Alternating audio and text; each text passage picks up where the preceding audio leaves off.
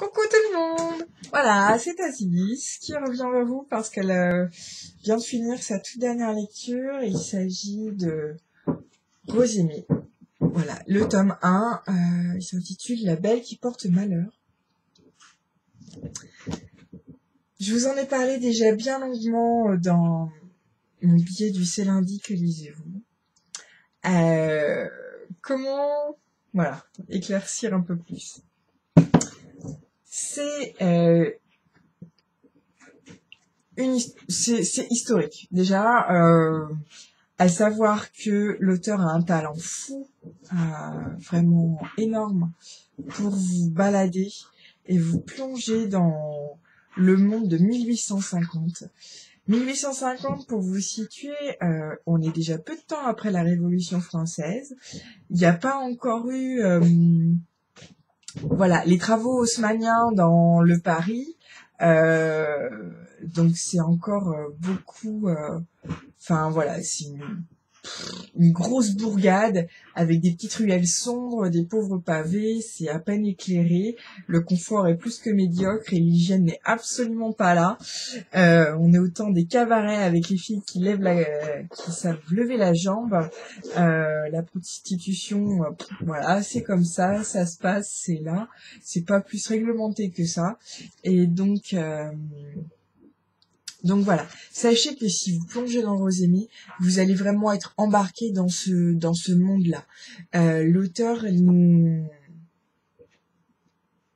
elle déjà les mots, le vocabulaire, il y a toute une appréhension du vocabulaire. Il y a plein de mots qui sont, alors tout est précisé avec des petits astérix. Il y en a quelques-uns au début et puis au fur et à mesure, voilà, ça se tasse, mais il y a tout un nouveau vocabulaire, un nouveau langage, un nouveau phrasé, une manière de parler qui est propre à cette époque-là, et du coup, de fait, on fait un bond dans le temps, et nous voilà dans le Paris de 1850 à suivre Fifi Bout de Ficelle, qui est une chanteuse et danseuse dans un cabaret qui s'appelle Les Trois Anges, au niveau du quartier de la Villette.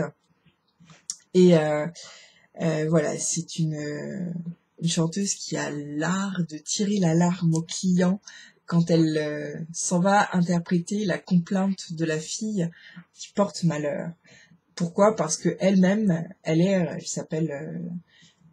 une malédiction, et donc dès qu'un homme a de mauvaises intentions à son égard, concrètement qu'il veut la sauter, la tirer, la violer ou faire plus que ce qu'elle ne consent à donner, et ben le malheur s'abat sur lui. Et pas à demi-mesure, généralement il meurt dans les 24 heures, c'est prouvé, et donc voilà, c'est la belle qui porte malheur. Son vrai nom c'est Rosémie, et voilà, c'est une jeune fille qui, pourtant elle est bien née, elle a une bonne éducation, elle se retrouve dans ce cabaret à égrener les soirées. Elle est arrivée là par le biais d'un protecteur qui l'a mis à l'abri de la prostitution, mais voilà, du coup elle a un peu revêche, elle a un peu aigri, elle sait qu'elle va, voilà, cette malédiction, ça la rend seule finalement. Elle est assez isolée de l'amour et de tout ce qui peut s'y passer, donc elle est très seule, cette jeune fille. À l'autre bout du monde, au même moment, nous découvrons Martial Belroche, marin, en Californie. Donc c'est au moment de la soif de l'or, et donc les Golden Diggers essayent par tous les moyens de trouver une pépite, de faire fortune, d'en amasser des belles, et voilà, lui il évolue dans ce contexte-là, et c'est avec lui qu'on commence. Il se fait passer à tabac par une troupe de Français qu'il trouve trop malin, trop finot, et qui tire trop bien son épingle du jeu. Voilà, il se fait passer à tabac proprement et clairement. Et un homme, Albert Garancher, le tire de ce mauvais pas, puis s'en vont partager un verre. Et Martial, qui est assez loyal, lui dit « Bon bah voilà, tu m'as sauvé la vie, j'ai une dette de vie envers toi, qu'est-ce que je peux faire pour toi ?» Voilà, ils sont tous les deux français, ils partent tous les deux du pays, et puis au bout d'un moment, Albert Garancher lui dit « Est-ce que tu seras capable de retourner à Paris, de trouver quelqu'un et de trouver quelque chose surtout ?» Il dit « Ok, cash. » il y va. Donc voilà, les moyens de transport, on est très très loin des 12 heures d'avion voilà, qui peuvent séparer à l'heure actuelle ces deux cités. Les 9 mois après, plus tard, il se retrouve dans Paris, où il trouve le fameux bar, cabaret des Trois Anges. Il trouve la fameuse Fifi. Il tombe complètement sous son charme. Il est complètement épris d'elle. Et, et voilà. Mais pourtant, voilà, Albert Garancher lui a dit, méfie-toi d'elle, méfie-toi d'elle. Et du coup, il se tient à distance. Il découvre la malédiction qui tourne autour de cette fille-là. Et il dit, mon Dieu, je suis épris d'une fille qui va me faire perdre. Et voilà. Un peu pour l'histoire. Seulement voilà, ça vous broche juste le tableau pour vous donner un peu envie assez vite. Donc du coup Martial lui il est complètement red dingue de Fifi, mais il veut pas le montrer. Il voit bien qu'il y a une malédiction, il y a une forme de protection aussi autour de cette fille-là, et donc finalement il la suit, il se fait un peu son ange gardien secret, et un soir, alors que la patronne avait programmé son viol par 4 autres types pour pouvoir la mettre après sur le tapin, il s'en fait son protecteur, il la prévient,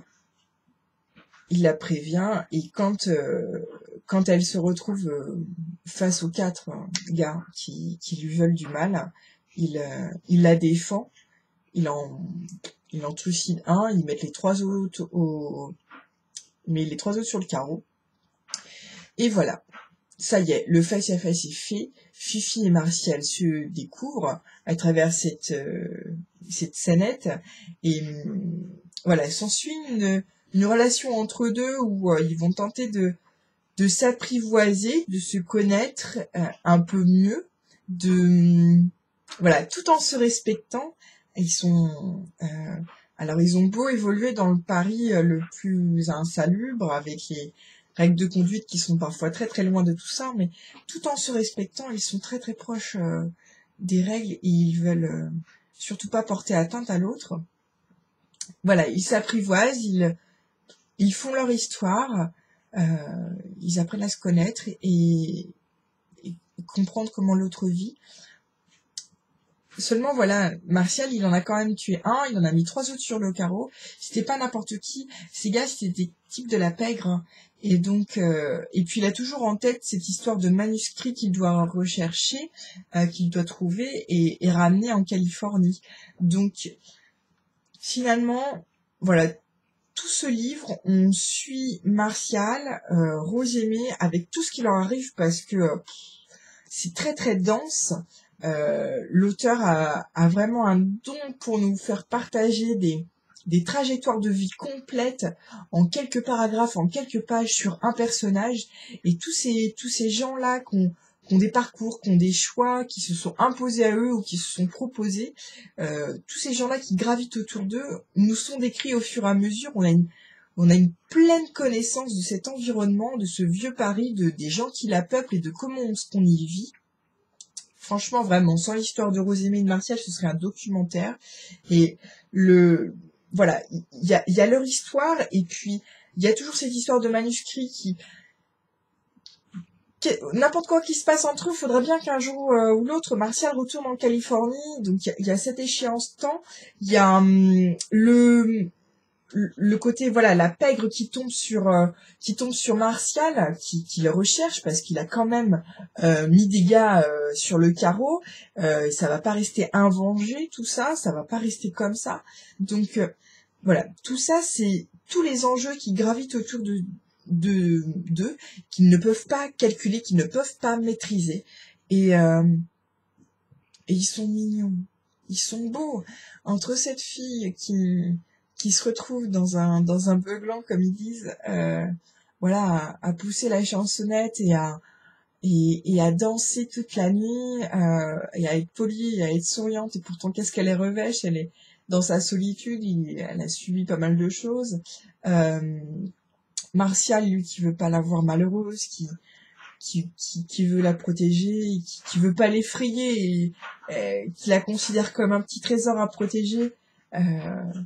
Ils sont très romantiques tous les deux, ils sont adorables, ils sont très très attachants. Et voilà, je suis très heureuse de les retrouver parce que ça m'embêterait bien que cette fin soit la fin. Voilà.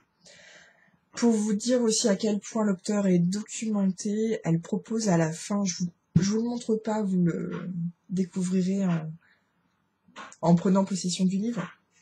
Il y a un dossier d'une bonne trentaine de pages sur voilà le Paris du 1850 avec et le San Francisco du 1850 avec avec des illustrations qui pour nous resituer un peu dans ce contexte un peu particulier sur la pègre, sur les bœufs blancs, comment ça se passe et tout ça et voilà, c'est un magnifique ouvrage, c'est un très bel objet livre. Je me surprends à avoir envie d'un petit médaillon comme celui-là. Voilà, c'est une lecture surprenante qui m'a embarquée complètement.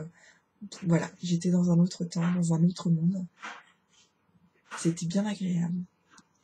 Voilà, à très bientôt!